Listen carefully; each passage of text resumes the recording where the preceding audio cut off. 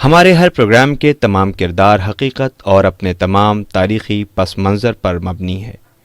اس میں ہر طرح کے خیالی اور میتھیکل پہلوؤں سے پرہیز کیا گیا ہے، لیکن ویژول سچویشن کے اعتبار سے بعض جگہ پر اسکیچ ٹیکنک سے کام لیا گیا ہے، جو تصوراتی ہوتے ہوئے بھی حقیقت سے بہت قریب ہے، اور سارے پروگرام کے تمام تاریخی دستاویز قرآن مجید اور احادیث کے ساتھ ساتھ مختلف کتابوں سے لیے گئے ہیں، جو سند کے طور پر ہمارے پاس موجود ہے۔ شست حسین باد شست حسین دین است حسین دیپناست حسین۔ اعوذ باللہ من الشیطان اللعین الرجیم، بسم اللہ الرحمن الرحیم۔ ناظرین سلام علیکم، میں ہوں حسن آصف۔ ناظرین، آج کی ہماری گفتگو کا آغاز ہوگا کربلا کے سلسلے سے، اور ہم جانیں گے کربلا کی حقیقت کیا ہے۔ ناظرین، تو آئیے جانتے ہیں کہ کربلا زندہ جاوید کیوں ہے۔ کیونکہ یہ وہی کربلا ہے جس میں حضرت امام حسین علیہ السلام نے 71 ساتھیوں کے ساتھ اپنی قربانی پیش کی۔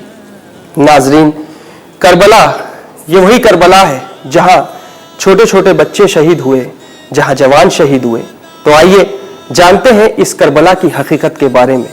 کربلا ایک کھلی ہوئی آیت کی طرح تاریخ کے کھلے ہوئے میدان میں دوپہر کو باروئے قار آنے والا ایک ایسا واقعہ ہے جس کا نہ منظر پیچیدہ ہے نہ پس منظر۔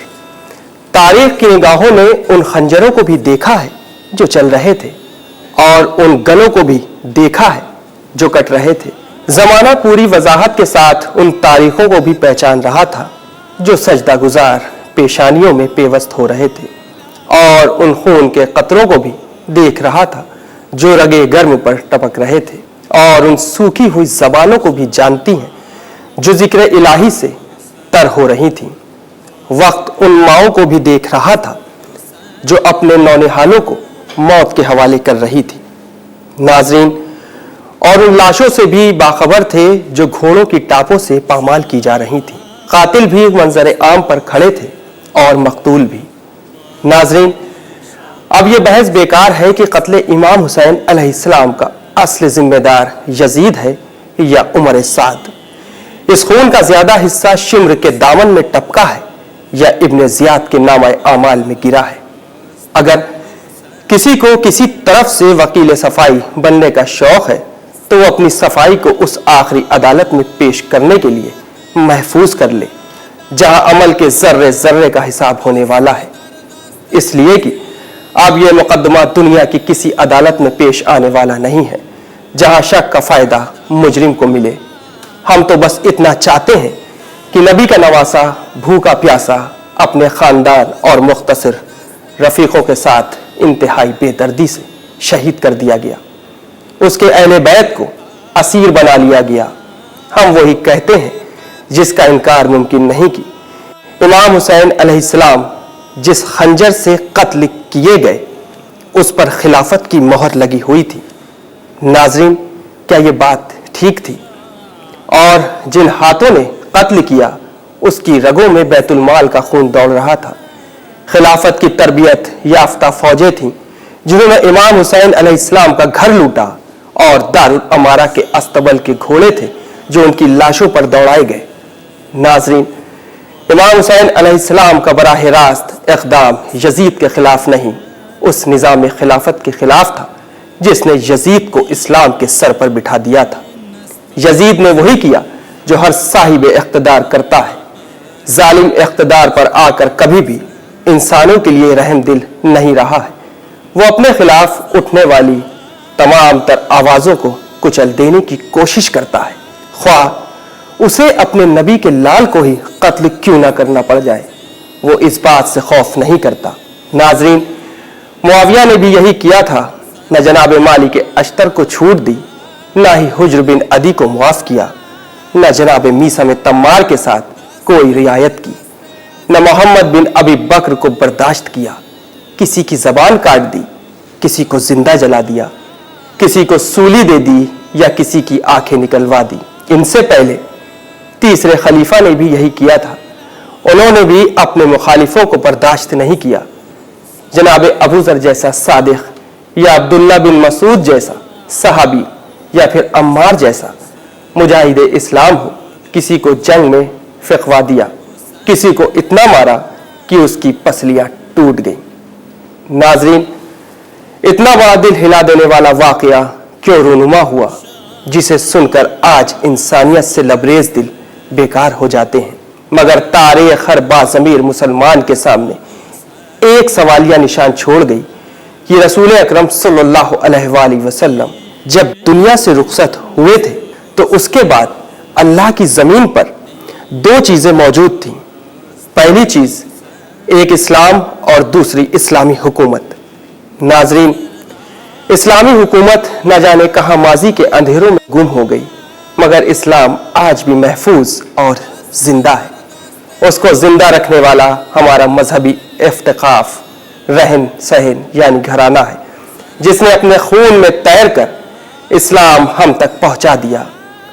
यह खून किसके गले से निकला है, जो अपने कत्लगाह से बहकर दुनिया के हर मुल्क में फैल गया है? ये कौन मारा गया है जिसका गम 1400 साल गुजरने के बाद भी जिक्र के काबिल है? ये किसके जिस्म पर लगे जख्म है जिनका दर्द आज भी भुलाया नहीं जा सका? कहते हैं कि हर जख्म वक्त के साथ भर जाता है, लेकिन ये जख्म जो वक्त के साथ और गहरा होता गया, ये कौन है जिसके मरने का गम आज तक दुनिया ना भुला सकी? ये कौन है जिसकी प्यास की तकलीफ को दुनिया आज भी याद करती है? नाजरीन, आज 1400 साल बाद भी महसूस की जा रही है। ये कौन इतना हर दिल अजीज है जिसके साथ हुई ना इंसाफी और जुल्म को भुलाया नहीं जा सका? हाँ, ये हुसैन है, अली के बेटे, फातिमा के लख्त जिगर, रसूल इस्लाम सल्लल्लाहु अलैहि वसल्लम के नवासे। ये शरफ फ़कत गम हुसैन अलैहिस्सलाम को हासिल है कि दुनिया उसे अपनी रूह में बसाना चाहती है, वरना गम ऐसी चीज़ नहीं की जिसकी परवरिश की जाए। इंसानी फितरत गम से दूर रहने की है, गमज़दा रहने की। मगर सवाल ये है कि इमाम हुसैन अलैहिस्सलाम की कुर्बानियों को ये हर मामूली तस्करा क्यों मिला? दुनिया में बड़े बड़े सानिहे हुए, भुला डाले गए। तारीख ने अपनी फानूस में बड़ी बड़ी अजीम शान कहानियों के चिराग जलाए, मगर उनकी रोशनी कुछ ही अरसे के बाद गुम कर दी गई। क्या ये ठीक था? नाजरीन, अगर देखा जाए वाक़यात करबला हर 1400 सदियों से बेशुमार लोग लिख रहे हैं। लाखों मुकर्रिरीन आज भी करबला के सिलसिले से मुसलसल अपने कलम के जरिए उन अशआरों को पेश कर रहे हैं जिनसे हमें करबला की वजाहत मालूम होती है। नाजरीन, लाखों शोराए नजराने अकीदत पेश कर रहे हैं, मगर उसकी मकबूलियत कम होने के बजाय रोज बरोज बढ़ रही है। लोग इस तस्करे से उगते नहीं। दुनिया में करोड़ों बच्चों के नाम इमाम हुसैन अलैहिस्सलाम के नामे नामी पर रखे गए हैं। दुनिया में लाखों नाम हुसैन अलैहिस्सलाम के घराने वालों और करबला में उनके जानिसार असहाब के मुक़द्दस नामों पर रखना आज भी मुबारक और अहम समझा जाता है। नाजरीन, आखिर क्यों सिर्फ करबला ही क्यों ना गुरूब होने वाला सूरज बनकर चमक रही है? नाजरीन, इमाम हुसैन अलैहिस्सलाम जानते थे कि आज जो लोग हुसैन के लिए खतरा बने हुए हैं, उन्हीं का प्रोपेगेंडा हुसैनियत के लिए खतरा बनेगा और वाक़यात करबला पर इस प्रोपेगेंडे के जरिए रंगीन पर्दे डालने की कोशिश की जाएगी। इसलिए इमाम हुसैन अलैहिस्सलाम ने हिजरत मदीना से लेकर करबला तक के अपने सुबह शाम और अपने किरदार और अपने साथ इदामात से साबित कर दिया कि वो इक़्तिदार के लिए जंग नहीं कर रहे हैं। सबसे पहला मौका जहां इमाम हुकूमत के लिए हाथ उठा सकते थे वो था जब वाली मदीना ने अपने महल में आपको मुतालबा बैत के लिए बुलाया था। मुआविया खत्म हो चुका था। इमाम हसन अलैहिस्सलाम से हुए मुआहदे के मुताबिक अब वली अहदी हजरत इमाम हुसैन अलैहिस्सलाम को ही मिलना थी, लेकिन حضرت امام حسین علیہ السلام عوام کی طرف سے مخالفت کا کوئی شائبہ نہیں رکھتے تھے۔ جب امام حسین والی مدینہ کے محل میں پہنچے تو وہ اس وقت اکیلا تھا۔ امام کے ساتھ بنی ہاشم کے وہ چاند بھی موجود تھے جو اس وقت والی مدینہ کے باہر کھڑے ہوئے تھے۔ نوجوان تھے جو کہ خطرے کی بو سونگھ کر امام کے ساتھ چلے آئے تھے۔ ناظرین، اس وقت اگر امام علیہ السلام ولید کو قتل کرا دیتے اور محل پر قبضہ کر لے تو یزید کے خلاف اعلان جنگ ہو جاتا، تو یہ اقتدار کی جنگ لڑنے کا سب سے مناسب موقع ہوتا۔ امام حسین علیہ السلام پورے عالم اسلام میں اور شہر مدینہ میں اس وقت کی سب سے زیادہ قابل احترام شخصیت تھے۔ ان کے عزیز و اقارب اور ان سے محبت رکھنے والے مدینے میں موجود تھے۔ ایسی حالت میں مدینہ امام حسین علیہ السلام کے لیے ایک مضبوط قلعے کا کام کرتا۔ اگر امام حسین علیہ السلام مدینے میں رہ کر جنگ کرتے تو کم از کم اتنی دردانگیز شہادت اور اتنے سخت حالات سے بچا جا سکتا تھا جو کربلا میں پیش آئے۔ لیکن یہ سب تب ہوتا جب امام حسین علیہ السلام کا مقصد حکومت کو حاصل کرنا ہوتا۔ ان کو حکومت حاصل کرنا نہیں تھی، بلکہ امام نے یہ الزام ہٹانے کے لیے کہ وہ اقتدار کے لیے لڑے، سب سے پہلے قدم کے طور پر وہ مدینہ ہی چھوڑ دیا جس کے ذرے ذرے میں امام حسین علیہ السلام کی روح بستی تھی۔ آپ نے مدینہ چھوڑ کر مکے میں پناہ لی اور پھر امام حسین علیہ السلام اس حرم پاک اور مقدس شہر میں جو حضرت کی تبلیغ کا مرکز تھا، جہاں چیٹیوں کو مارنا بھی گناہ عظیم تصور کیا جاتا ہے، نبی کا نواسا وہاں اپنی جان کی امان لے کر پہنچا۔ مگر 4 مہینے مکے میں قیام کرنے کے بعد امام حسین علیہ السلام نے اچانک مکہ چھوڑنے کا فیصلہ کیا۔ آخر کیوں؟ کیونکہ انہوں نے حج سے فقط 2 دن پہلے یہ فیصلہ لیا۔ تاریخ کے پاس یہ ریکارڈ ہے کہ حاجیوں کے بھیس میں کچھ لوگ مکے میں بھیجے گئے تھے۔ ان سے کہا گیا تھا کہ یہ موقع سب سے بہتر ہے۔ حضرت امام حسین علیہ السلام اس وقت مکے میں موجود ہیں اور حج کے لیے آمادہ ہیں۔ ان کو خبر تھی کہ یہاں پر حاجیوں کے بھیس میں موجود وہ درندے، وہ بھیڑیے ہیں جو انہیں قتل کرنا چاہتے ہیں۔ لہٰذا یہ اطلاع ملتے ہی امام نے مکہ چھوڑ دیا اور کوفہ جانے کا رخ کیا۔ ناظرین، راستے میں شہادت جناب مسلم علیہ السلام کی خبر ملی۔ اپنے ساتھ ننھے بچوں، عورتوں کو لے کر کربلا کا رخ کیا اور پھر فرزند رسول نے واقعات کربلا میں اپنی اور اپنے گھر والوں کی قربانی پیش کی۔ نسل انسانی پر وہ احسان کیا جس کا تصور بھی ناممکن تھا۔ ناظرین، اگر دیکھا جائے تو یہ عظیم مقصد نسل انسانی کو خدائی دین و مذہب کا پابند بنانا تھا۔ اگر انسان کربلا کو زندہ رکھنا چاہتا ہے تو دین خدا کی پابندی کرے، بزرگوں کے ساتھ جوانوں اور نوجوانوں یا کم سن بچوں کی قربانیاں رہتی دنیا تک انسانی نسلوں کو یہ بات بتاتی رہیں گی کہ اگر کربلائی بننا ہے تو دیندار بنو۔ ناظرین، واقعات کربلا سے ہمیں آج بھی بہت کچھ حاصل ہو رہا ہے۔ ہر سال محرم کے دنوں میں پوری دنیا میں واقعات کربلا کی یاد عظیم الشان پیمانے پر منائی جاتی ہے۔ آج تک لڑی ہوئی جنگوں میں وہ واحد جنگ ہے جو ہمیں ظلم کے شجر کو جڑ سے اکھاڑ پھینکنے کا طریقہ بتاتی ہے۔ ظلم کی بستی کو اجاڑنے کا طریقہ امام حسین علیہ السلام نے بتایا۔ وہ بے دل ہیں۔ اگر آج ظلم کے خلاف حسینی طرز پر لڑائی لڑی جائے تو کوئی وجہ نہیں کہ ظلم باقی رہ جائے۔ ہمیں کربلا سے سبق ملا کہ ظالم سے لڑنے کے لیے اسلحوں اور فوجوں کی ضرورت نہیں، بلکہ حسینیت اور حسینی نظریے کی ضرورت ہے۔ ہندوستان والوں سے زیادہ اس بات کا تجربہ کسے ہوگا؟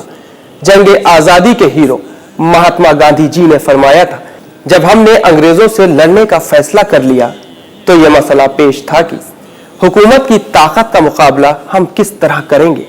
شاید ہمارے حوصلے ٹوٹ جاتے، مگر فوراً ہمارے سامنے کربلا والوں کی مثال آ گئی اور ہم کو ایک نیا حوصلہ ملا کہ جب ان لوگوں نے یزید کا تختہ الٹ دیا تو ہمارے لیے آج یہ کیوں ممکن نہیں۔ لہٰذا ہم نے کربلا والوں کے نقش قدم کو ہی اپنا لیا۔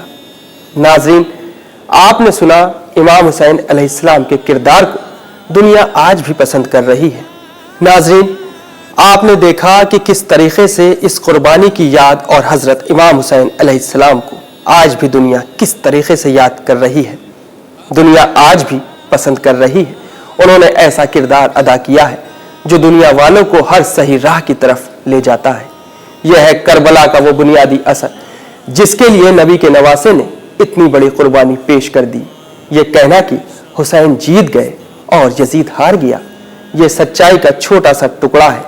حقیقت تو یہ کہ پوری سچائی کی کربلا میں امامت نے انسانیت کو سرخرو کر دیا، تاریخ انسانیت میں کربلا زندہ جاوید ہو گئی۔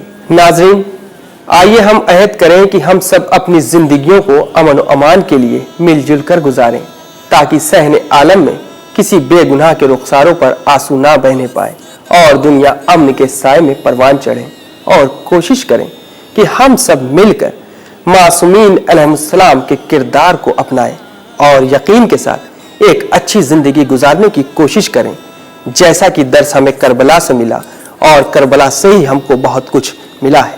ناظرین، جاتے جاتے ایک شعر عرض ہے: اسلام کا چراغ جلایا حسین نے، دین محمدی کو بچایا حسین نے، اسلام سو چکا تھا ہمیشہ کے واسطے، چھیٹے لہو کے دے کے جگایا حسین نے۔ تو ناظرین، اب ہمارے پروگرام کا وقت ختم ہوتا ہے۔ انشاءاللہ میں حسن آصف جلدی حاضر ہوتا ہوں اپنی پوری پروڈکشن ٹیم کے ساتھ، اور یقین کرتا ہوں کہ آپ نے بہت کچھ سیکھا ہوگا۔ تو آپ اسی طریقے سے حضرت امام حسین علیہ السلام کو اپنے آنسوؤں کے ذریعے نذرانہ عقیدت پیش کرتے رہیے۔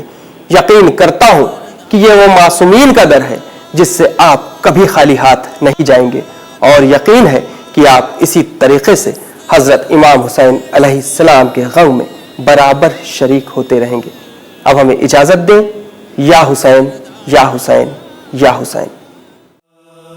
شاست حسین بادشاست حسین، دین است حسین، دیپناست حسین،